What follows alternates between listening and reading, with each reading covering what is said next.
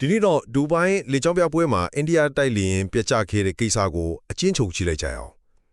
ကမ္ဘာကြီးဆုံးလေကြောင်းပြပွဲတွေကတစ်ခုထည်တဲ့ဒူဘိုင်းလေကြောင်းပြပွဲနောက်ဆုံးနေ့မှာပဲအဖြစ်ဆိုးတစ်ခုဖြစ်သွားခဲ့တာပါ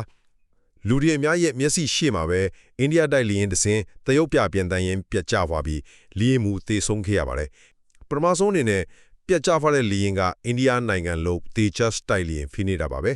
ဒီလိုနိုင်ငံတကာလာအာယုံဆိုင်နေတဲ့ပွဲကြီးမှာပြတ်ကျတော့အိန္ဒိယရဲ့ကာကွယ်ရေးပစ္စည်းတွေပေါ်ယုံကြည်မှုကိုထိခိုက်စေနိုင်ပါတယ်။ဒုတိယအချက်ကတော့တာဝန်ရှိသူတွေရဲ့တုံ့ပြန်မှုပါ။အိန္ဒိယလေတပ်ကလေမှုသေဆုံးမှုအတွက်ဝန်내ကြောင့်ချက်ချင်းထုတ်ပြန်ပြီးစုံစမ်းစစ်ဆေးအဖွဲ့ဖွဲ့စည်းသွားမယ်လို့ဆိုပါတယ်။ဒူဘိုင်းအာဏာပိုင်တွေဘက်ကလည်းအရေးပေါ်ကယ်ဆယ်ရေးအဖွဲ့တွေချက်ချင်းတုံ့ပြန်ခဲ့တယ်လို့သိရပါတယ်။နောက်ဆုံးတစ်ချက်ကတော့ဒီပွဲရဲ့အရေးပါမှုပါ။ဒူဘိုင်းလေကြောင်းပြပွဲဆိုတာလူပေါင်း3,400လောင်းကျော်တက်ရောက်တဲ့အလွန်ကြီးမားတဲ့ပွဲကြီးလေ။အဲဒါကြောင့်ဒီမတော်တဆမှုကလူတဲ့အာယုံဆိုင်မှုကိုအပြေအဝရခဲ့တာပေါ့